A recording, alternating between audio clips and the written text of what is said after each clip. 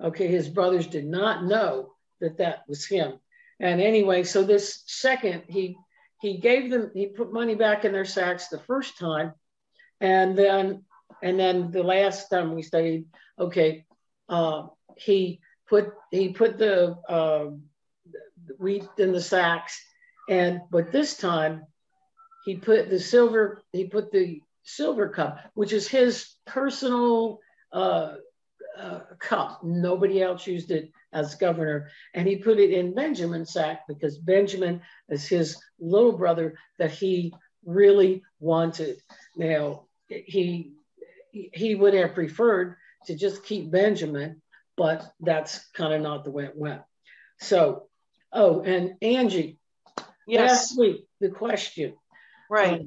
There's no idioms, there's no culture relating to the mouth of the sack. We didn't. The commentaries don't say anything about it, but I think the idea was that they put it in the mouth of the sack so that it would be seen immediately when you open the sack, and that's all I can. That's all I can come up with. Anyway, I just wanted you to know I didn't forget. Thank you very much. Okay, now, and we're skipping over just a little bit of the scriptures because this is getting long. So, in this case, remember, he sent them home. The cup was in Benjamin's bag. They found it, and so it's like they were all apprehended once more, and then they were ordered to go back to Egypt to Joseph's home, not knowing, because the brothers don't know. They don't have any idea that that's Joseph yet. Okay, and so when they get back there, okay, this time Judah is the one that offers up the explanation to Joseph and telling him how they couldn't go without taking Benjamin, because their father would die and all of that, which of course was Joseph's father too. Okay, but still yet, and the brothers don't know Joseph's identity. All right, so we're starting with chapter 45. And so, as I say, they were apprehended and they were taken back to Joseph's house. Then Joseph could no longer control his emotions before all those who stood in his presence. And he said, "Cause everyone to go out from me." And there remained no one with him when Joseph made himself known to his brothers. And he wept aloud, and the Egyptians and the household of Pharaoh heard it. And Joseph said to his brothers, "I am Joseph, your brother. Is my father still alive?" But his brothers could not answer him because they were afraid at his presence. And why were they afraid? Remember, the brothers sold Joseph into slavery, and the brothers did not have any idea what happened to Joseph. They just sold him. Okay, and Joseph said to his brothers, "Come near to me," and they came near, and he said to them, "I am Joseph, your brother, whom you sold to the Egyptians." Now, very important part of it. Now, do not be grieved nor displeased with yourselves that you sold me here, for it was to provide for you that God sent me before you. Now we're going to finish the story and then we're going to talk about that. Okay. For behold, the famine has been in the land for 2 years, and yet there are 5 years in which there will be no one that sows or that reaps.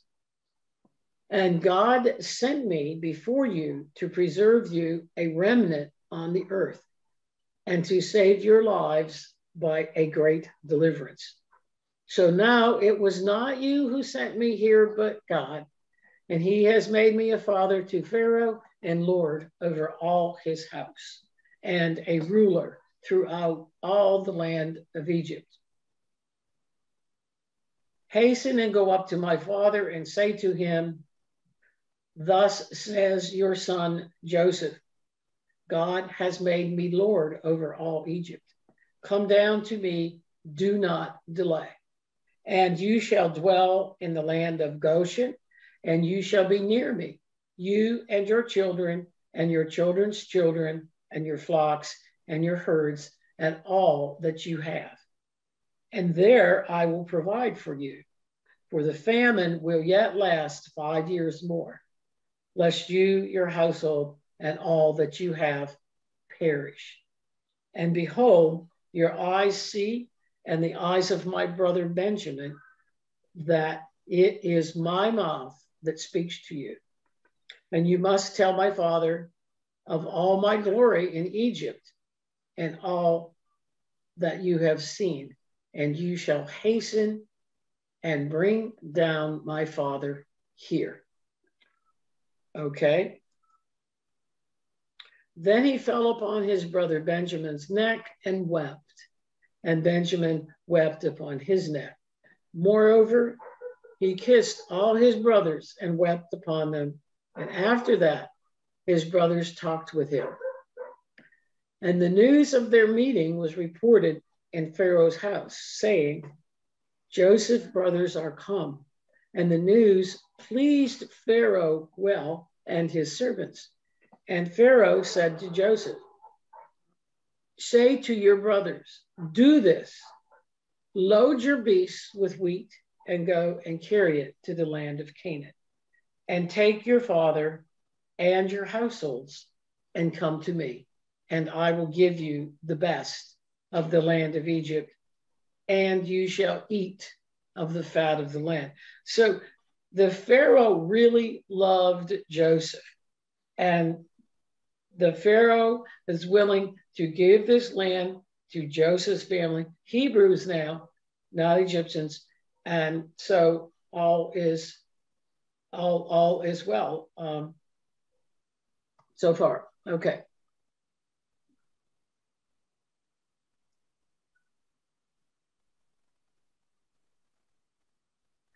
Okay, he's still telling them what to say.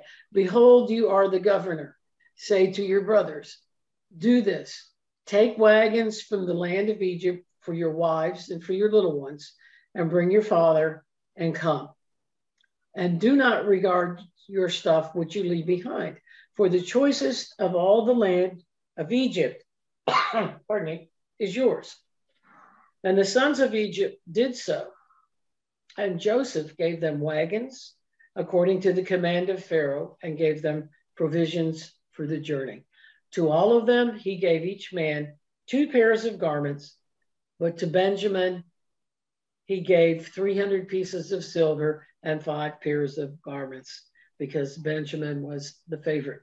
And to his father, he sent after this manner, 10 asses laden with the good things of Egypt, and 10 she-asses laden with wheat, wine, and provisions for his father's journey.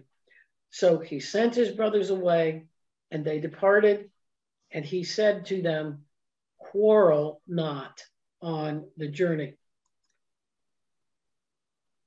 And they went up out of Egypt and came to the land of Canaan to their father Jacob.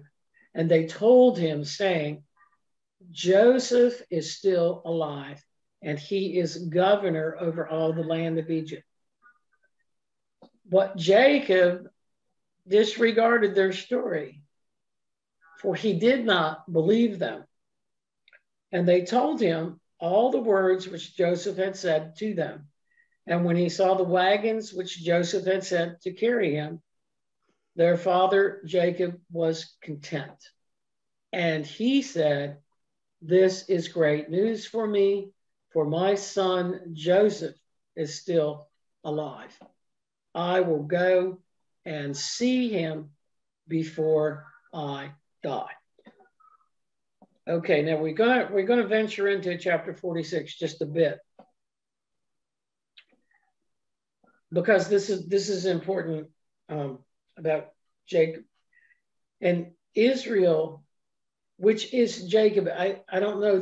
He and Dr. Lambson interchanged these names, and Israel, Jacob, journeyed with all that he had and came to Beersheba and offered sacrifices to the God of his father Isaac. And God spoke to Israel in a vision of the night and said, Jacob, Jacob. And he said, here am I. Then he said to him, I am El, the God of your father. Fear not to go down to Egypt, for I will there make of you a great people. I will go down with you into Egypt, and I will also surely bring you up again, and Joseph shall close your eyes when you die. Okay. Now, one of the things, remember, Isaac was Jacob's father, all right, and back then, okay, they were still, I mean, they were still worshiping and doing sacrifices to their God, to the one God.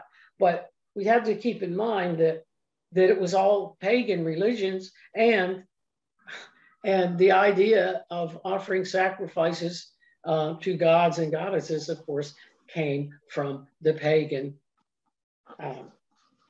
religions, we'll say, or the pagan. So just to mention that, because the sacrifices becomes a big thing when you start moving on in the Bible and the prophets and Jesus, because the prophets did not want sacrifice, and Jesus didn't want sacrifice either, but we'll get into that some other time. All right, but remember, God guided Jacob through his dreams, his vision. And every time when we study Jacob, every time God would come to Jacob in a dream and say, I will protect you. And here he came in the dream and said, fear not, because that was his promise throughout. And so still yet he's following what God wants him to do. Yeah.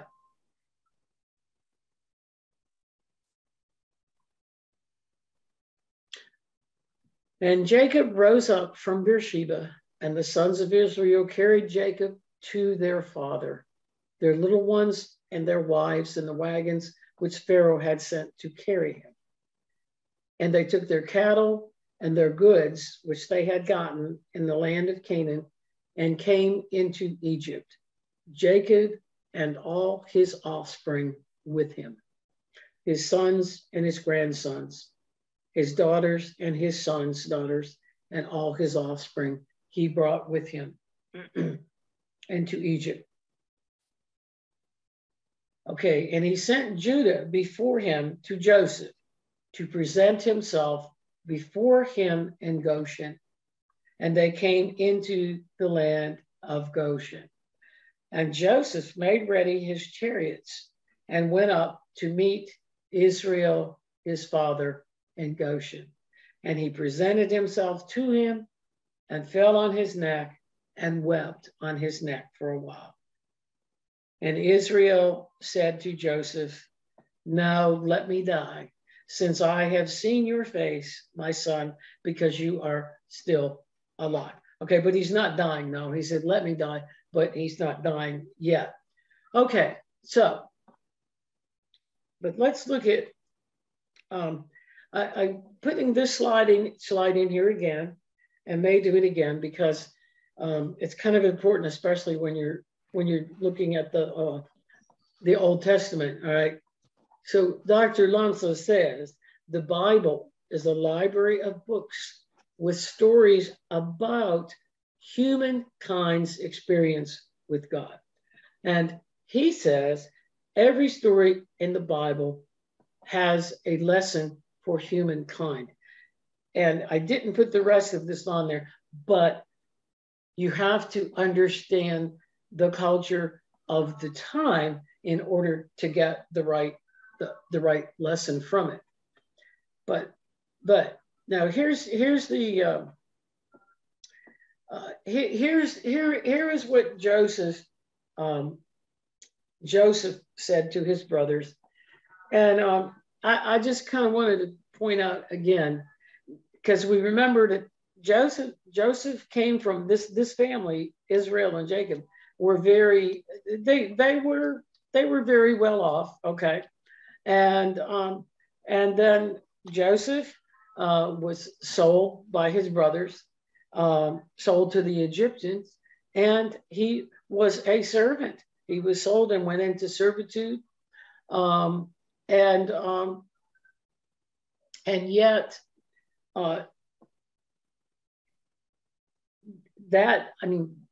that we all consider to be, it was an awful thing for him to be sold by his brothers and to go into servitude and whatnot. But he too, now remember he was a interpreter of dreams. So he had dreams, but it was kind of different. It's kind of like Joseph was just connected with God, sort of continuously. All right, because he came up out of the pit, was sold, went into servitude, but he wasn't bitter, and somehow, probably based on what was passed on to him from Jacob, because remember Jacob was the man of God, and him too. But the key here is, after all of this, he did not bear any grudges against his brothers. He may have had some when he first encountered them, but he did not. He did not bear any resentment, no grudges, and obviously he forgave them. But when it says, but this is kind of it's well, let me see if I can spit it out right. Okay. So he said to his brothers, just don't worry about it. Don't be afraid that I might not reconcile with you or whatnot. For it was to provide for you that God sent me before you. Okay, and God sent me before you to preserve you, a remnant on the earth, and to save your lives. So I'm going back to, maybe some people don't like this when you say everything happens for a reason, okay? And you can also kind of say, we all have some kind of destiny, but we think that God controls this. And when you see this here, it doesn't mean that God, that God said, okay, your brothers are going to. No, God doesn't do those things, but his brothers were jealous. They did it. But what it is you see, this was like, Lord, I can't remember how many years later it was for Joseph, but it was many, many years later. And when he looks back, he sees that, okay, the reason for the brothers selling him out and all that kind, selling him out, and what was, and that he went through all that he did, was because it was meant to be, because he is there in Egypt. He gained the power. He is able to provide for his family, his brothers and his family, so that they don't perish in this famine, because many, many people did perish in that famine of those years. So I just wanted to kind of bring that out based on Dr. Lumsa's. There's something to learn, even though this is the Old Testament. That, it was all part of the destiny, but, and we might have a purpose. We don't know, but we may have a purpose, what they would call God's plan, but it's it's man who does the things. We have free will, and but also, whatever we go through, whatever situations we get into, because we were never promised the rose garden, so to speak, and we are human beings and we do things and we make mistakes, but God is always there. God will, no matter where you are, what you did, God is always there and will help you get through, just as he did Joseph, through Joseph's whole life, from the pit where he got sold to what he is now. And he did save his family's lives. So I just thought I pulled out the scripture and just thought it might be fitting here. And it's from Romans 8:28. And we know that those who love God are helped by him in everything for good. So that's kind of what I thought we'd summarize this with. Okay, all right, and I always mention this, we do appreciate contributions. We try to build up our work here, expand what Dr. Errico has done and whatnot, and we are legitimately a 501c3. All right, and of course, all the commentaries are available on our store. They're available on Amazon, whatever, should you